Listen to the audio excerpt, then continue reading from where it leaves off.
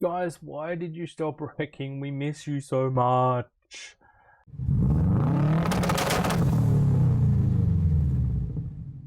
Hey guys, it's just Jacob down here at 3P Garage again. To find out why we stopped wrecking, we have to go all the way to the beginning. So let's rewind to 2011, when Nathan decided to purchase his first parts car for 3P Garage, and decided to begin stripping it in his single vehicle garage at Forest Lake. The vehicle was a Myo 5 Peanut STI with a fair few bits of fruit on it. But obviously, trying to pull apart a car in a single vehicle garage was never going to be a long term project. So he decided to move to Salisbury, where he got his first proper workshop. This workshop is where most of the fun began. The imports started to flow in, so they were getting containers from Japan and still buying vehicles from Australia to part out. So the store at Salisbury ended up having the lease run out, and Nathan decided to move over to Underwood. There was a bit more space, and it was right on a main road with lots of easy access. So this is the store most people know us for, and this was the store where we spent most of our time. 6 years of wrecking was done at that store. This is where I met Nathan and a lot of my friends, but I can only give you half this information.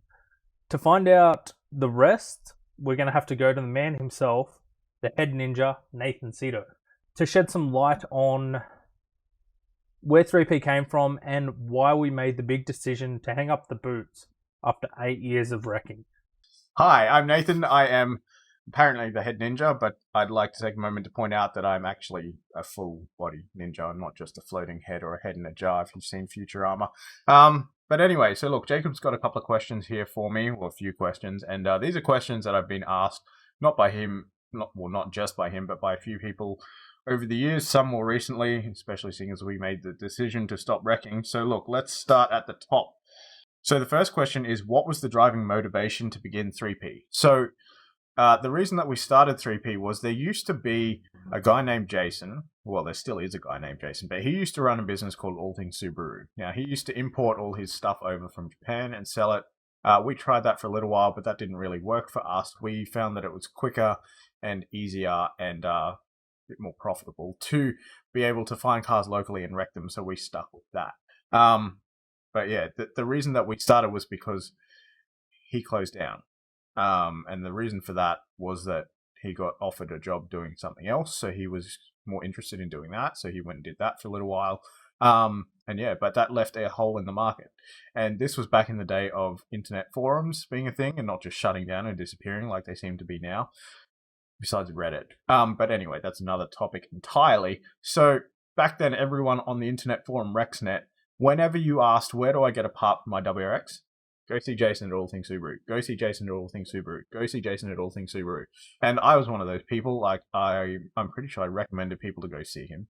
Yeah, I would have done that on several occasions. And I got some parts off him as well back then. And yeah, once he made the announcement that he was shutting down, I'm like, there's going to be all these people looking for Subaru parts now. So maybe we can do something with that. Not necessarily in a, hey, let's make a ton of money kind of thing, but like, all these people are going to need somewhere to go to get their Subaru parts. And I felt their pain because I was one of them too. I would have nowhere to get my parts from. So, yeah, so we started that. I went and saw him and spoke to him about it. He gave me a few tips and pointers and stuff. And, yeah, basically we've stayed in contact, well, almost the whole way through since then. So, yeah, that's been good. That's been interesting. But, yeah, like I said, the primary motivation was to help people and specifically help people find parts for their Subarus. The second question is, what were people's thoughts on you leaving IT? So for those who didn't know, if it isn't blatantly obvious by what's behind me right now, I'm heavily into IT. And that's not an accident. That's not a coincidence. That's before starting 3P Garage. That's what I did. My day job was as an IT manager. So yeah, that I actually really liked that job. That's still probably to this date my favorite job, because this isn't a job, this is a life. As to what people thought about that, I think some people were shocked. Other people knew like always knew that I was into cars and drove cars, like drove Subarus, like high performance Subarus. So some people weren't that shocked. I think more than anything else, my family were probably the most shocked about it. So the next question is, was there anything you would have done differently? We were talking about this the other day, because obviously these are pre-prepared, but yeah, it gave me a little bit of time to think about this stuff too. But I think the biggest thing that I would have done differently was probably go all in sooner. For those of you who know me or have dealt with me, you know that I tend to try and hold back a little bit when buying stuff. Just in the fact that sometimes there was stuff that even though I knew that we'd get the return on it, I probably didn't spend as much money as I should have to get it. The one that I'm really kicking myself about now was probably in, I think it was the first year when we started. When I was looking for cars at the local auctions here, there was a 2-door STI with some front end damage. And I bid on that, and I was winning at one point in the bidding, but eventually I let it go. And that ended up selling for, I think it was about $2,800, $2,800. So, yeah, I'm pretty sure. I can't remember if it was a statutory write-off or repairable. Maybe it was statutory, but either way, stuff like that. I probably should have held back less and just gone, you know what, let's get it in and, sell parts off it. So, yeah, aside from that, I didn't know a huge amount when I started 3P, like compared to what I know now. I had a heap of people, especially Jason, teach me a bunch of stuff as I go, like just fill in the bits of information. A lot of it I was able to figure out myself just by comparing stuff and pulling stuff apart and seeing how stuff didn't fit, what parts were the same on different models, stuff like that.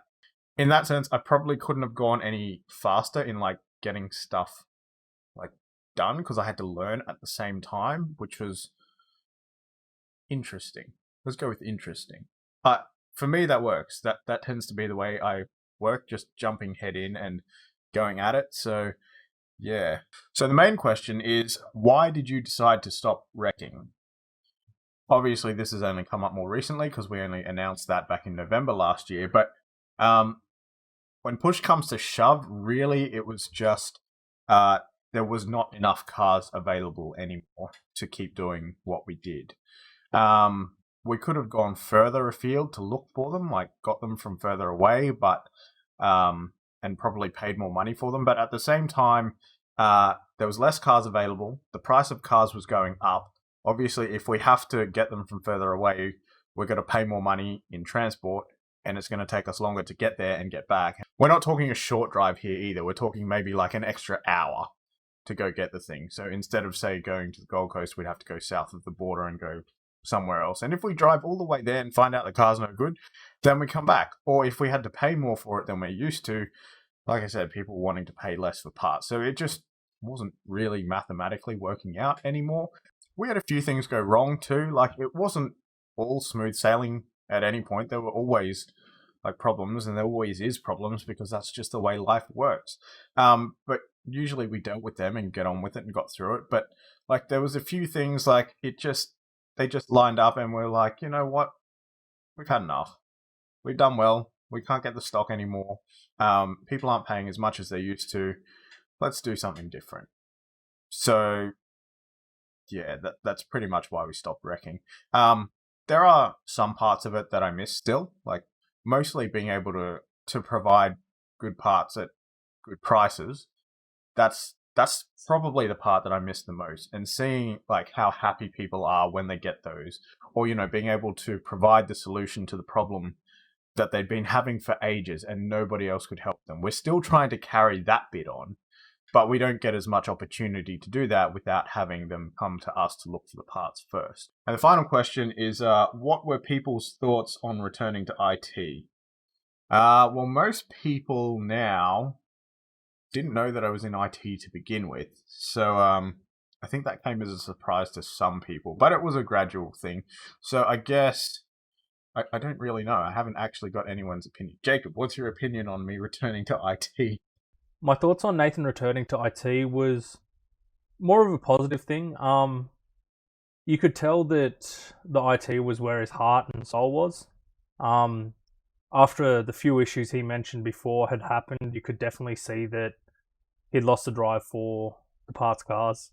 And yeah, it just seemed like he was in a much better headspace when he decided to finally shut the doors on 3P and focus more on the IT stuff.